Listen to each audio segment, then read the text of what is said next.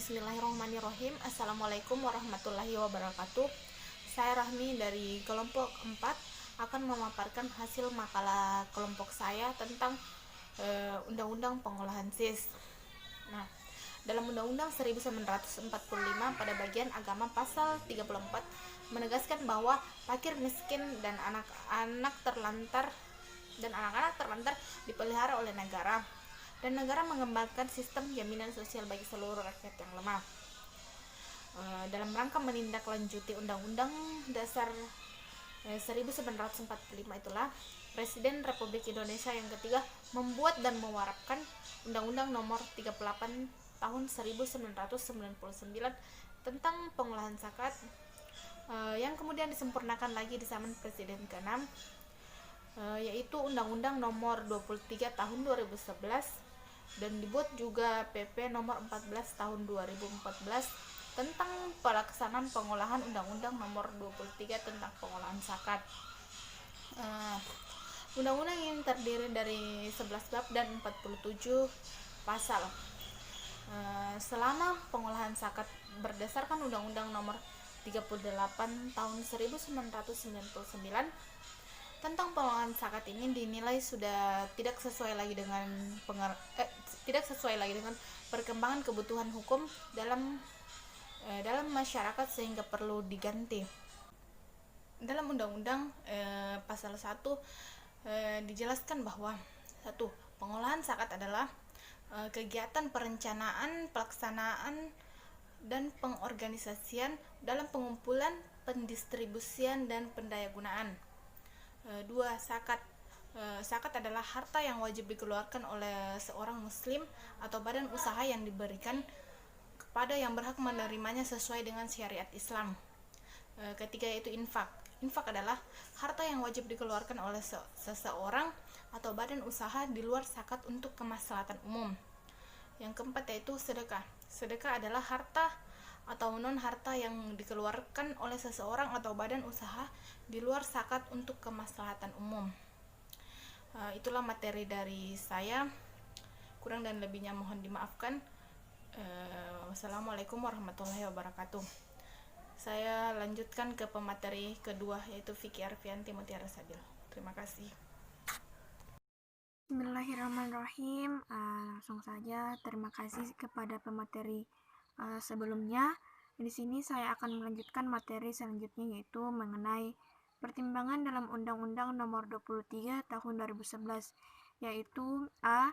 Bahwa negara menjamin kemerdekaan tiap-tiap penduduk untuk memeluk agamanya masing-masing dan untuk beribadah menurut agamanya dan kepercayaannya itu. B. Bahwa menunaikan zakat merupakan kewajiban bagi umat Islam yang mampu sesuai dengan syarat Islam. C. Bahwa zakat merupakan pranata keagamaan yang bertujuan untuk meningkatkan keadilan dan kesejahteraan masyarakat. D. Bahwa dalam rangka meningkatkan daya guna dan hasil guna, zakat harus dikelola secara melembaga sesuai dengan syariat Islam. E. Bahwa Undang-Undang Nomor 38 Tahun 1999 tentang pengelolaan zakat sudah tidak sesuai dengan perkembangan kebutuhan hukum dalam masyarakat, sehingga perlu diganti. F. Bahwa berdasarkan pertimbangan sebagaimana dimaksud dalam huruf A, huruf B, huruf C, huruf D, dan huruf E, perlu membentuk undang-undang tentang pengelolaan zakat. Selanjutnya yaitu mengenai dasar hukum tentang pengelolaan zakat. Itu ada yang menurut undang-undang dan ada juga yang menurut syariat Islam.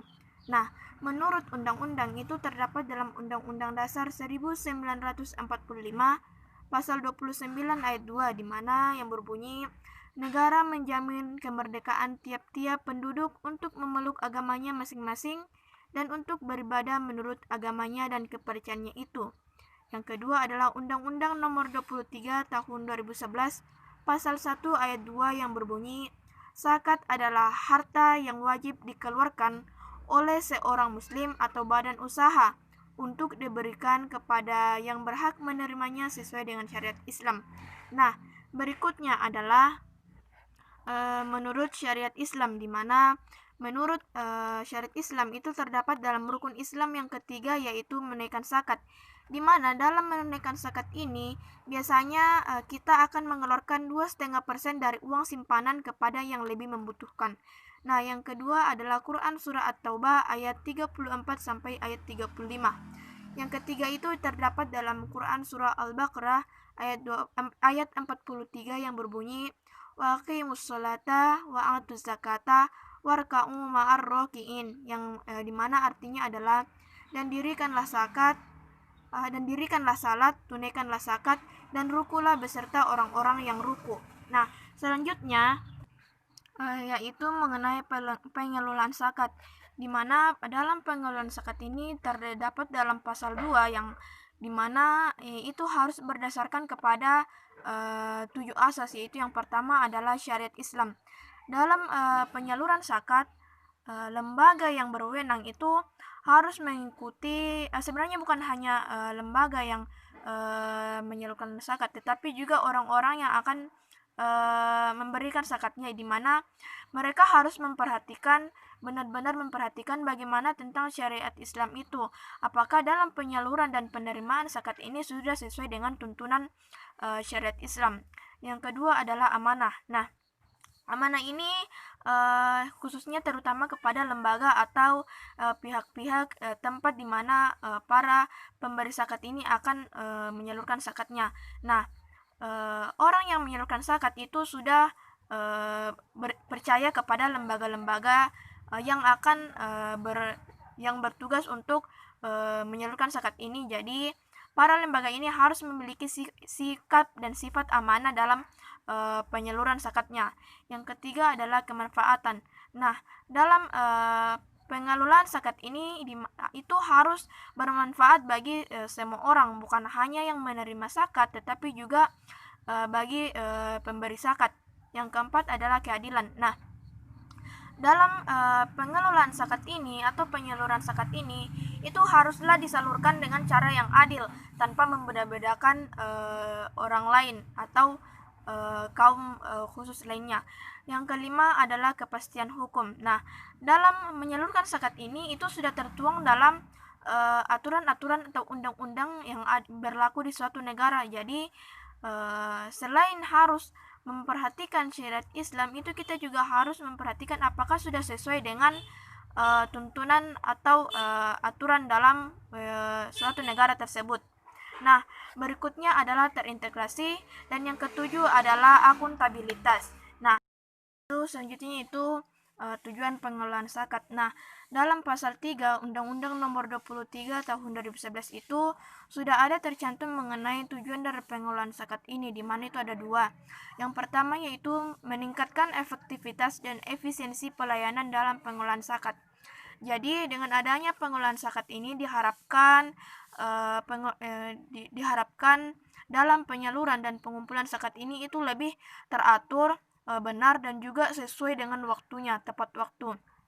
Nah, yang kedua adalah mengenai meningkatkan manfaat zakat untuk mewujudkan kesejahteraan masyarakat dan penanggulangan kemiskinan.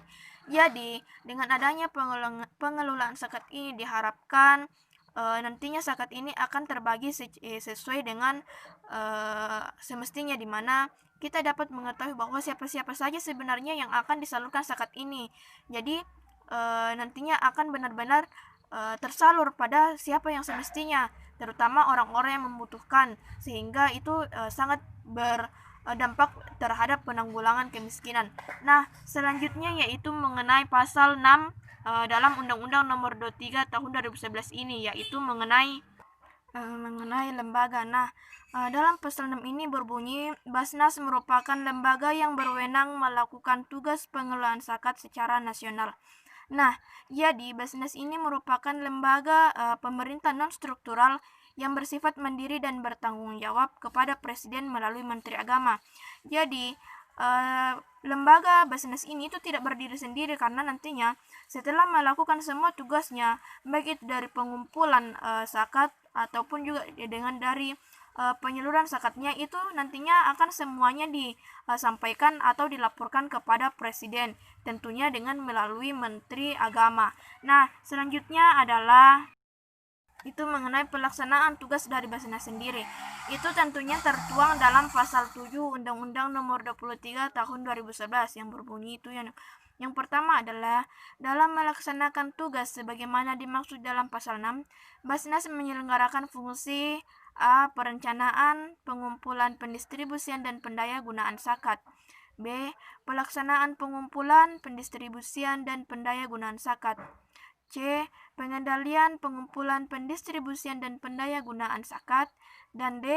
Pelaporan dan pertanggungjawaban pelaksanaan pengelolaan zakat.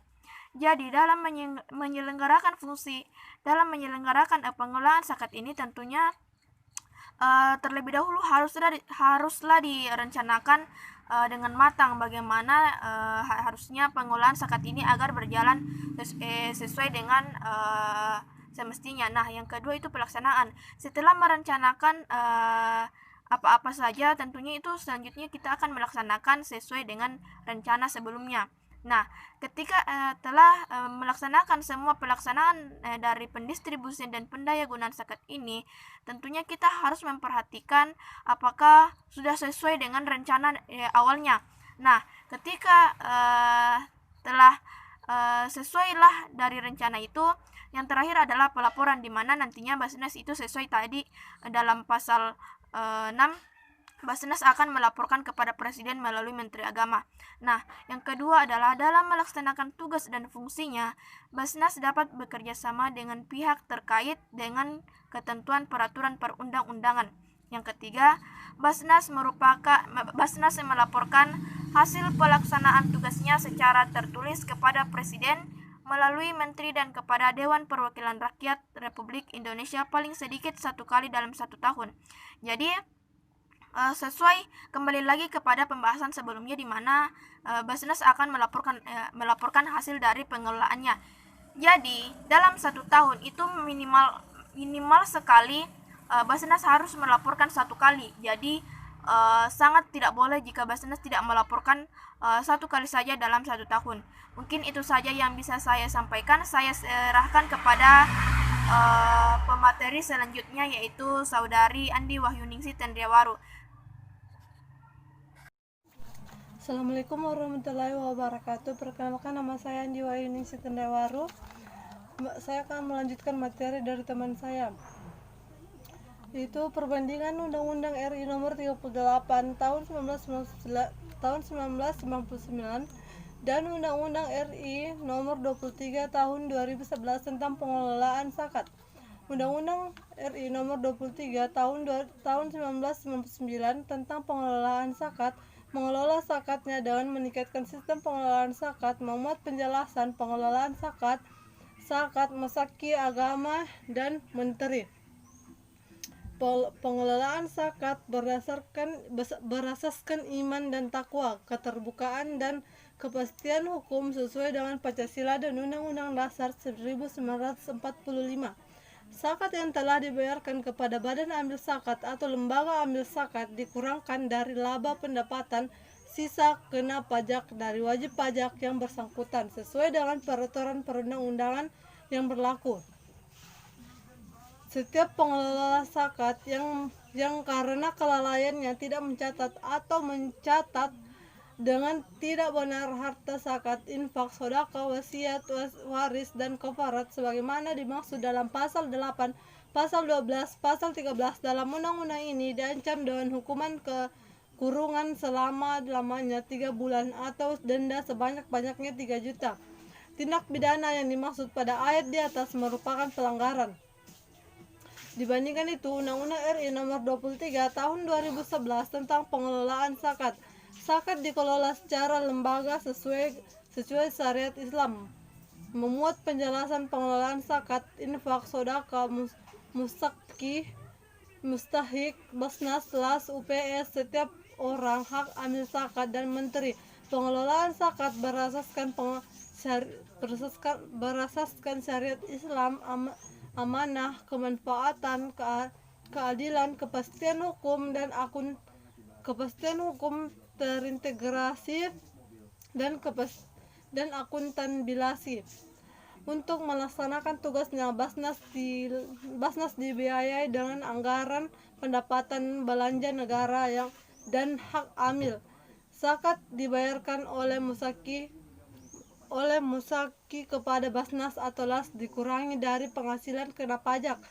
Basnas atau LAS wajib memberikan bukti setoran zakat sebagaimana dimaksud pada ayat di atas digunakan sebagai penganggaran penghasilan kena pajak. Setiap orang dengan sengaja melawan hukum melanggar ketentuan sebagaimana yang dimaksud dalam pasal 38 dipidana dengan denda paling banyak 50 juta dan kurungan penjara paling lama 1 tahun. Tindak pidana sebagaimana yang dimaksud dalam pasal 39 dan pasal 40 merupakan kejahatan. Undang-Undang RI nomor 23 mempunyai sejumlah kelemahan. Undang-undang tersebut dinilai berpotensi melahirkan diskriminasi pengelolaan zakat di Indonesia. Permohonan uji materi undang-undang tersebut ke Mahkamah Agung atau ke Mahkamah Konstitusi yang hingga saat ini belum juga diputuskan berpotensi menimbulkan ketidakpastian hukum dalam pengelolaan zakat di Indonesia. Permasalahan berikutnya, undang-undang tersebut juga berpotensi melahirkan kriminalisasi karena pada pasal 38 Jo 41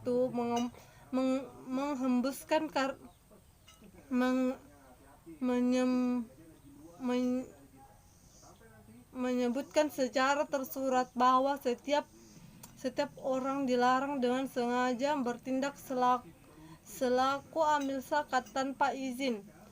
Sekian dari saya. Selanjutnya saya berikan kepada pemateri selanjutnya.